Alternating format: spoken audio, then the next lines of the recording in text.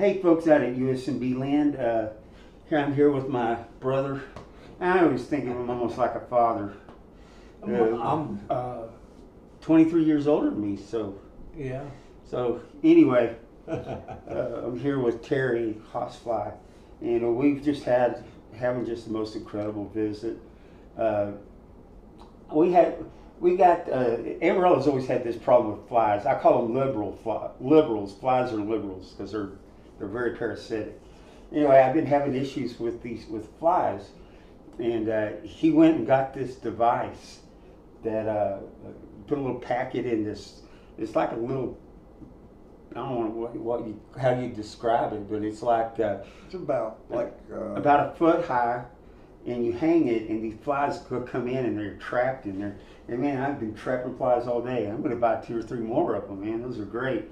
But the thing is that we have trash pickup, and of course the trash barrels are out in front of on the curbs, so naturally flies will migrate to it, and then they migrate over and attract it to light. So Terry said, I want to do something for you, and I said, well, what's that? He goes, let's go to Walmart.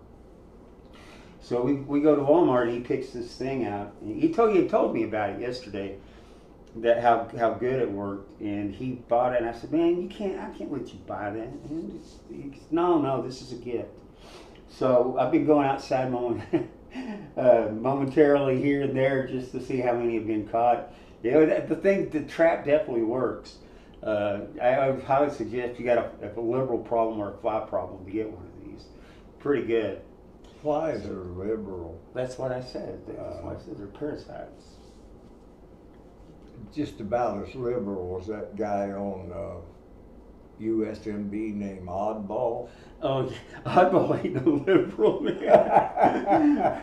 Oddball he's as staunch as we are, man. He is hardcore anti, and so is Tube Freak, and But he's almost everybody that's in our group is. We do not have any use for them, and there's a good reason why. But it's funny that we refer to liberals as flies, because that's really kind of what they are. You know, they're always the fly in the ointment. So, but anyway, to go back, we're having just a great visit. I got a roast that I've been cooking with carrots and potatoes, and It's been there 8 hours. 8 hours, so the meat is just about to fall apart. So I'm real anxious for him to try it. I bought a bunch of food. I was hoping he was going to stay longer, but he's going to leave today. And I made some homemade ice cream, and I had two bowls of it, just 2 each bowls. He was able to stop at one, but I wasn't. I had 2. I didn't know you had 2. Well, good. I'm glad, because 3. I probably did have 3. I don't know. All I know is that I'm bloated and I'm putting on weight. And last night I jumped on the scales, 185, folks, 185. I know I look better and I look healthier. I still got, the low CD4 counts, and infection can still kill me. My post-herpetic neuralgia is still really bad, and the neuropathy is, I can't feel my feet. And I'm still having these spells where they're like TAs, where I just blank out. So I still got some issues that I'm dealing with, but I wanted to let you guys know that there is a doctor, a very well known doctor here in in Amarillo, that he's friends with this real good friend of mine that's a musician named Jay Weeks, and Jay lets me get up and play songs with his band, and that's how I met the doctor. And Jay told him about my situation, and this doctor has been relentless, wanting me to come into his office. He says, we get new antiviral medication all the time. There's no reason why we can't prolong your life by a couple of years and give you quality of life. And I have avoided, he's called and left messages, and I haven't called him back. And Jay said, Dale, I said, do you realize that this is the top? He is the top in his field. He works for Texas Tech University. He's in charge of all their medical. He said, people people beg to get in to see him, and he's calling you, and it goes, you really ought to give him a chance. And I'm like, I said, the worst thing you can do for somebody in my situation is give them hope, because I've already prepared meticulously for what's to be. But I still feel better. Yeah, I know I got issues going on, but Hoss, have you ever the last time you saw me? You remember how bad I looked? Mm-hmm. He'd fall asleep every 10 minutes. Yeah, I was exhausted all the time. They put me on some new pain medication, trying to get my pain under control. And bless his heart, right in the middle of his visit and Mike's visit, I'd be laying in my hospice bed. He loves westerns. He can tell you every western show that's on Grit. And bless his heart, he'd sit here on this couch right here, and I would watch a little bit with him, and then I'd just zonk out. I was like, and I felt so guilty, like man, what a wasted visit for this guy. But I loved every minute that he's here. This has been a great visit. I felt great, and I was finally able to do something for him. I detailed his truck. I vacuumed out his truck and wiped it down. It looks really nice. The inside looks really nice. But he was like, "No, man, it's too hot. You don't need to be doing this." And I said, "No, Terry, I want to do something for you, specifically for you, because of what you've done for me." But he's stubborn, man. He doesn't want to let you. He don't like to do. He'll do a lot of stuff for people, but he ain't so good about receiving it. So today I was finally able to do something for him. Oh, next time I'll bring my SUV up here and let you work on it. There you got it, and I would. You better believe I would. Oh, speaking about your cooking, can you make biscuits? Yes, I can. How they taste? Yeah, they're not as good as my mama's, but well, unless you can make biscuits as good as your mom. Well, I understand. You ain't no cook. I understand, but I did buy some. For breakfast tomorrow. I did buy some biscuits. Yeah. Come out of the can, and they're croissants. They're not bad. Yeah. They're passable. You can eat them. They'll digest. But oh man, to be able to make biscuits and I can make gravy. I make great gravy. Yeah. And the secret is when to pour the milk in, and you got to continually to stir. And a lot of people make the mistake of just letting it cook, and they don't take the spatula and stir. But I love to make gravy, and especially after I've cooked sausage or bacon. Yeah. And it's not hard. You just put flour in the pan, brown it real good, and then that's when you add the milk. And it's just, then you just, from that point forward, it's just stirring, But I want everybody out there to know, thank y'all for everything and the messages and stuff. And I told Sandy, I talked to Sandy today because I got her on my bank account, because when I pass, I want her to be hassle-free about getting the money. Most of that money she gave me, so I want to make sure she gets it back. But I told her about you guys and that all the accolades that you gave her, and I said you'd probably blush if you saw some of the compliments you received. I said, but they're all true. Every single thing I said about Sandy is 100% God's honest truth. And today I had to go to the bank and get her as the beneficiary, and so we got to talk for a few minutes, and always upbeat for me. He tells me that if you want to fight. If you feel like you've had enough, I'll support that too. Whatever it is that you want to do, you know that I have your back. And I told her, I know, and I appreciate that, but I'm getting a lot of pressure from my little brother, pressure from friends to at least try this medication. But like I said, I've got other issues other than just my immune system being totally screwed. I mean, your CD4 count should be at least 500. Mine is a 4, and I'm so susceptible to infections, and that's what will end up killing me. But they think that this medication, and I talked to Haas about it, about what he thought I should do. Should I give it a shot? And we discussed the pros and cons, and he gave me some good feedback. Well, you could at least try it for a little while. Yeah, but if it starts making me feel crummy like the other stuff did, right now my quality of life is pretty good. Outside of the blackouts that I have occasionally, and outside of my feet, I can't feel my feet, and the sensation of ants running underneath my skin from PHN, I'm doing pretty good. The lesions are fading. I'm still taking the mushrooms, but it doesn't do for me what it used to do. It used to make me so giddy, make me laugh all the time. But it's still, just because I don't get that high, doesn't mean that it's not working, because the lesions are fading. They used to be really angry purple, and we went and looked at an old video that I did in October, and my neck is just glowing purple with these lesions. And to see it now, you can barely tell. Now I do have these lesions on my face, and there's nothing I can really do about it. I put a little makeup on it when I got to play a gig, but they say that if I try to squeeze them, try to get whatever poison, it's going to spread, and it is. I made the mistake of doing it. Now it's spread to the other side of my face, so that's tough to take. And all I can do is wash my face and use this. Put rubbing alcohol, try to dry them out, but there are lesions.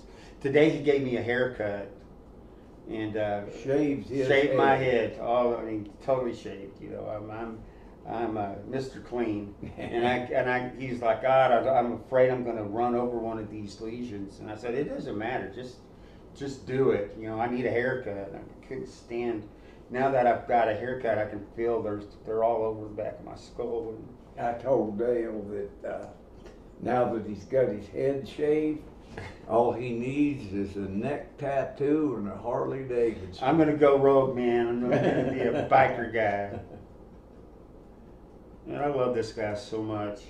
He's been so much company. We have just laughed. We've cried. We've shared, you know, our feelings about, you know, things that make life worth living. And this guy is a game changer. You know, I told him, I said, there's people that come into your life that they're like vampires. They suck the life right out of you. And then there are people like Haas that re-energize you and make you grateful and thankful for their friendship and for what they bring to your life. And that's what Haas has done for me. And this is before I ever got to meet him in person. He used to call me on the phone just to check on me. And this is back when they were trying to check me out to see if I had Parkinson's, because I had the foot drag. It turned out to be neuropathy, but I was in pretty bad shape when he started calling me and checking up on me. And he never would tell anybody on the board about what I was going through. And then he asked me, and he said, you know, we get some good prayers going for you, get some good thoughts. And I said, sure. I said, I've always been very transparent. I don't know exactly what is wrong with me. They took CAT scans and MRIs, and I do have scarring on the brain because I've had like 13 concussions. And they did find some scarring, but they said they don't think that's what was causing the paralyzation of my feet, and was causing me to, my hands just shook all the time. And I had a real bad episode, you know, where I had a pain cycle that just would not break, and my hands shook all the time, and I would just be like this, you know. And I was out of work at the time. I was living off my retirement, paying all my medical bills out of my own pocket. So I had to figure out what was wrong with me. And once they broke the pain cycle and got me on some medication, I was actually able to function. I still had the paralyzation of my feet, but I was able to start working again, loved my job. And my life was just the way I wanted it. I wasn't making the money I was making before, but I was happy at my job, and I had the greatest guy in the world to work for, Jim Drews. And he was really happy to have me on his team. And then Joshua died. and that started a downhill of where, and Haas knows all about it, that all my nutrients came out of a vodka bottle, and I was the perfect storm for all the COVID and the flu. It was right in the middle of the flu season, and COVID was big. And then I got COPD. I was a mess. They fired me from the band I was in because I was scaring them. I looked so bad. And Jim had to let me go at my job. He said, like, "You know, this is breaking my heart." He goes, "But you're scaring the other employees because you cough all the time." And he goes, "But I'm going to help you. We've got a program for short-term and long-term disability, and I know you're too sick, and I know you're too weak to go through all the hassle and the headache, so I'm going to help you." And he did. Him and the personnel lady, Amanda, on their own time, helped me fill out all the paperwork to give me. That's why I'm surviving right now. It's because of Jim. And Jim stays. We talk at least once a week, but he's this great big mountain of a man. We call him Grizzly Adams. You know, he looks like Grizzly Adams, but he's got the biggest heart. And today he told me that one of his cats, he takes in aging cats, and you know, cats that nobody wants because they're old, and he takes care of them, and he spares no expense. And he loves those babies. Those babies are his life. And he's a big time animal lover. During the winter, he buys these special nuts and stuff for the squirrels that are outside his apartment deal. He's one of the greatest men I've ever known, but he helped me survive, and he got me on long-term disability with his help. And you know, Haas has offered to help me, and I wouldn't take a dime from him, but the fact that he made that offer, say, if you get in trouble financially, let me know. No, I'm doing fine. I'm making it, and that's just the kind of guy he is. And all of the prayers and all the well wishes that you guys have given me, it's been so humbling. And Haas, I'm sorry, I'm hogging the No, that's okay. hogging the video. You're covering everything, except people don't realize how much related you are to Missouri Mule. I'm a little stubborn. Just a little bit. I think you are too. I think we may be related. Seriously, trying to get him to let me clean his truck is like pulling teeth. But his truck looks good. I did a good job, and I did it because I love him. You know, he's gonna have a nice clean truck to drop home tomorrow. Yeah, that makes me happy.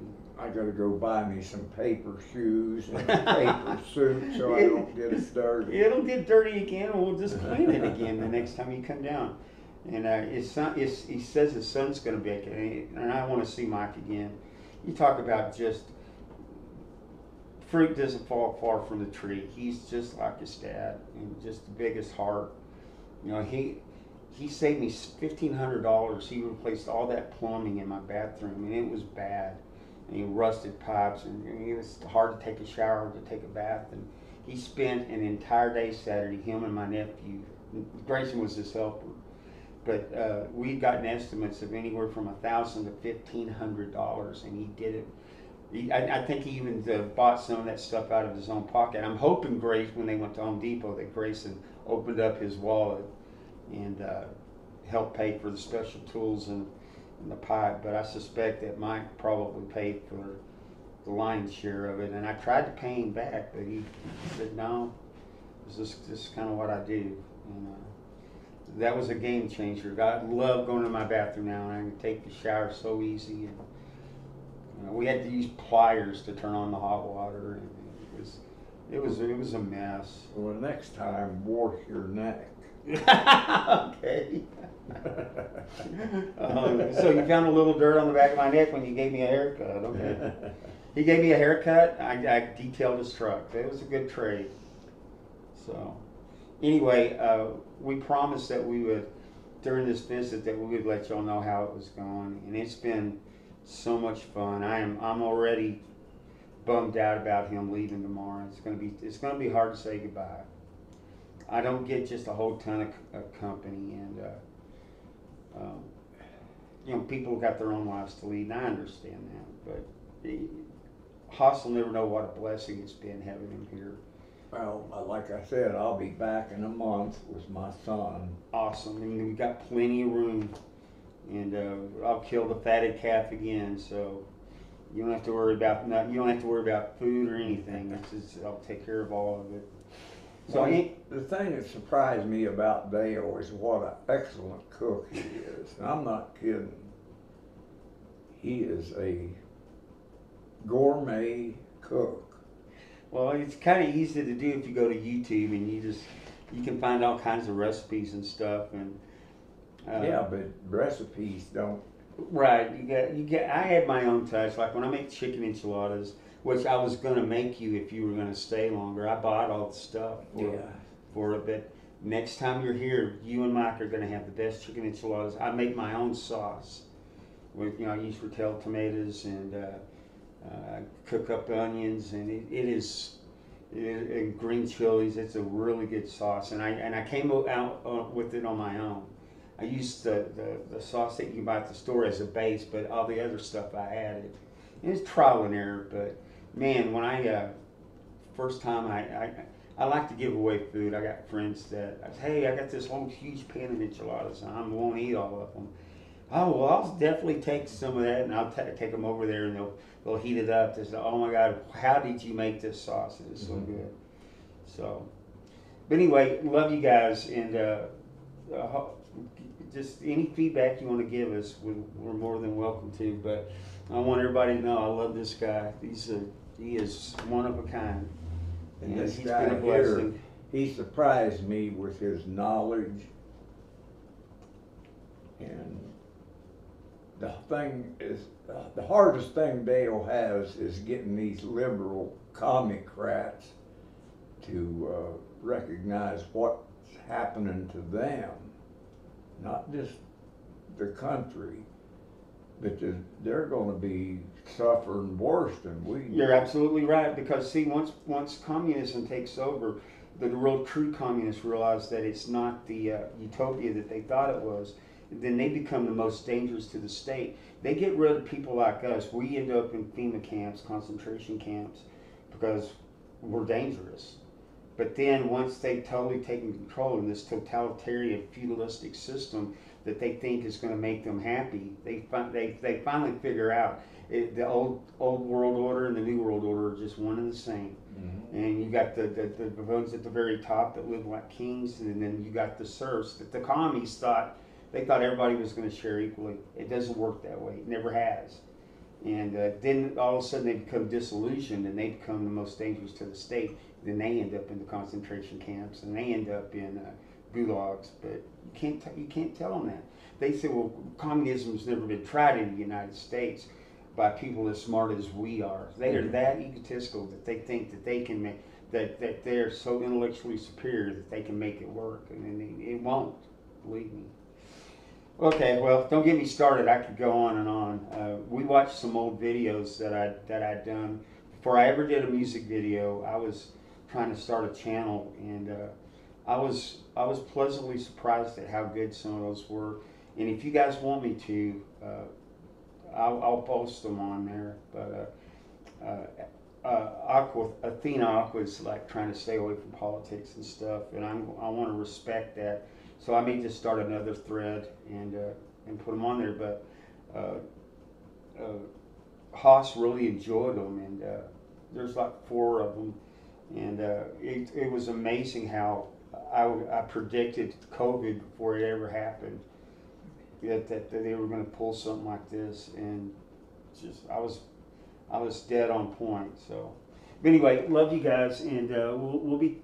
I don't know if we'll make one tomorrow to say goodbye, because I'll probably be in tears.